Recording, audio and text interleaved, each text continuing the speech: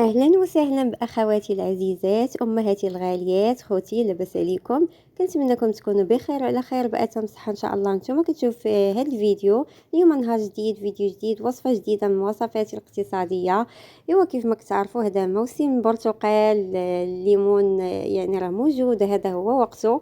جبت لكم واحد الطرطه بثلاث طبقات اللي كتجي زوينه بزاف وبنينه، وما تشبعوش منها. قبل ما نبداو بلا فيديو نبداو بالصلاه على النبي.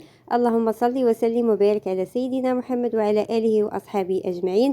هاد الطورطه راه زوينه وكتحمر لك وجهك مع ضيفانك الا وجدتيها للضيفان.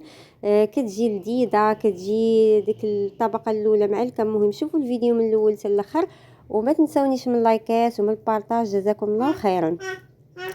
المهم كيف ما كتشوفوا هنايا في الطبقه الاولى اللي غادي ندير في الجينواز، غادي نحتاج فيها هنايا جوج بيضات. المهم اول حاجه كناخذوا بول اللي غادي نخلط فيه كلشي، كندير فيه قبصه ديال الملح باش تحسن لينا الذوق.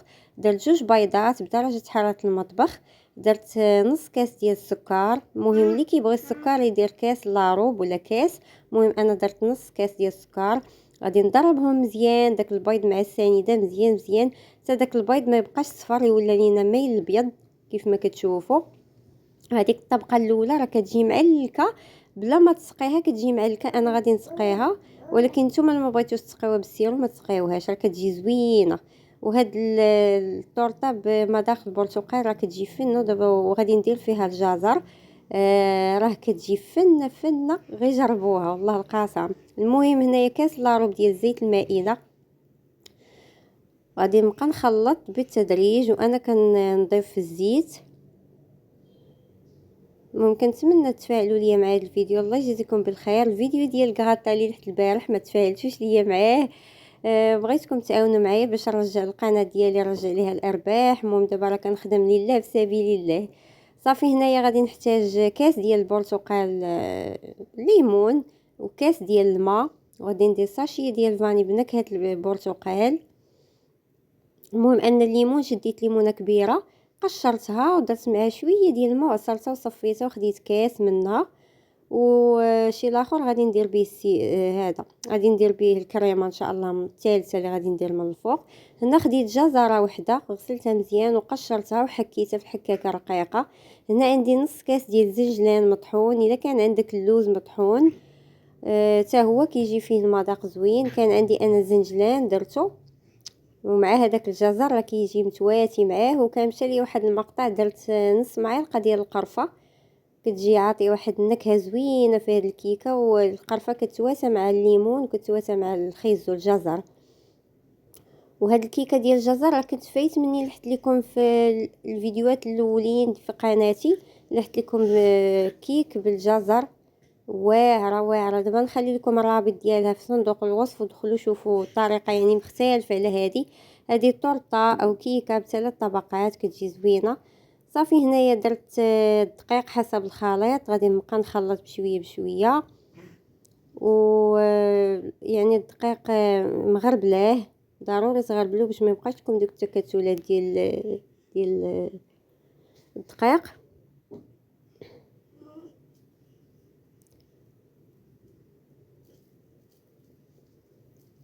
صافي غادي نخلط مزيان. هنايا غادي ناخذ معلقه كبيره ديال الخل باش كتجيني ديك الكيكه كتجيني هشيشه، ولا ما بغيتيش تسقيها ما تسقيهاش.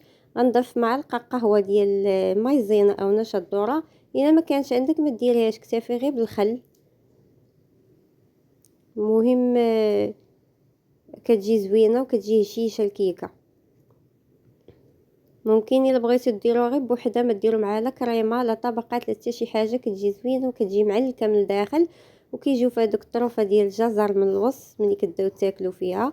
صافي هنايا لاطه غندخل الفران، دهنتها بشويه الزبده والدقيق ودرت فيها الكيك، وغادي ندخلها الفران ان شاء الله حتى طيب.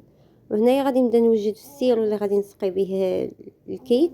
خديت عصير ديال البرتقال، ضفت ليه هنايا قطع ديال البرتقال والسكر حسب الذوق، وغادي نديرو يطبخ. هنا الكيكه راه خرجات ليا باقا سخونه، وهنا السيرو بارد. سقيتها مزيان، راه كتجي بحال شكل البسبوسه، كتجي معلكه من الداخل. ما بغيتوش تسقيوها ما تسقيوهاش، راه كتجي هشيشه من الداخل. انا سقيتها باش جات معلكه من الداخل. صافي الطبقه الاولى غادي نخلي الجينواز تبرد شويه، غادي نضيف الطبقه الاولى نسيطره الحليب، السكر حسب الذوق.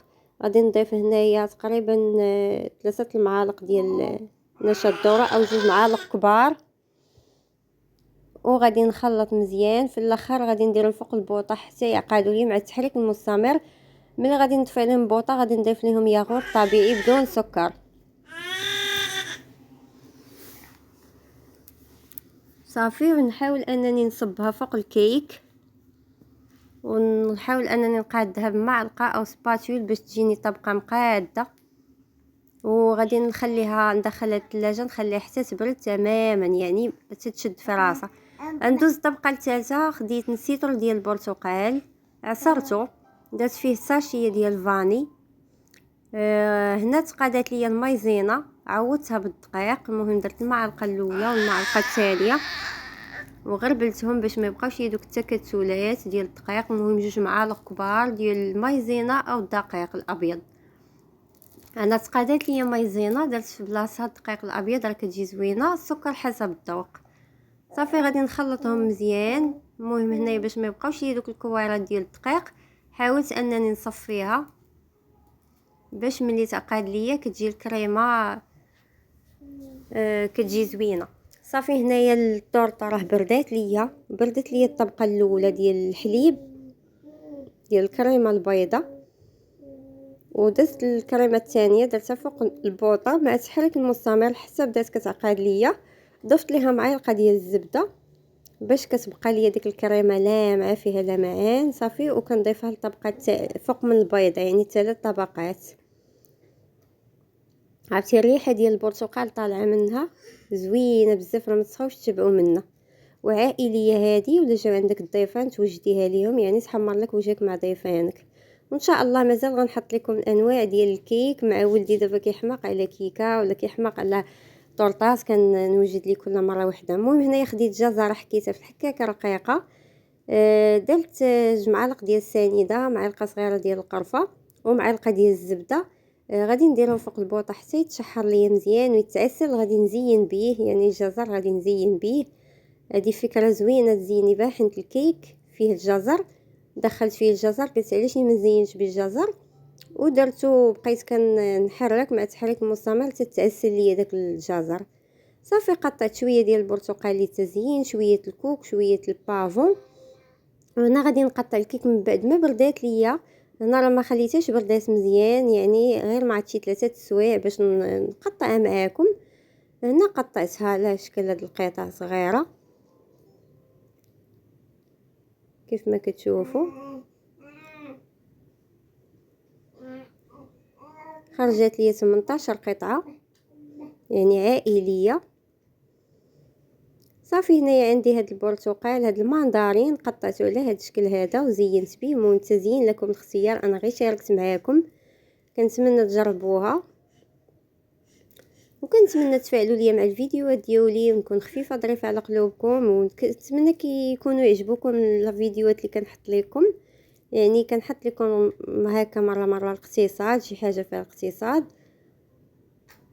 وصافي هنا كنشد هذاك الجزر اللي عسلته، كنحاول انني تا هو نزين به. وان شاء الله دابا راه راس العام على الابواب. المهم حنا راه ما خصناش نحتفلوا براس العام، يعني العيد ماشي ديالنا، ولكن ضروري كنبغيو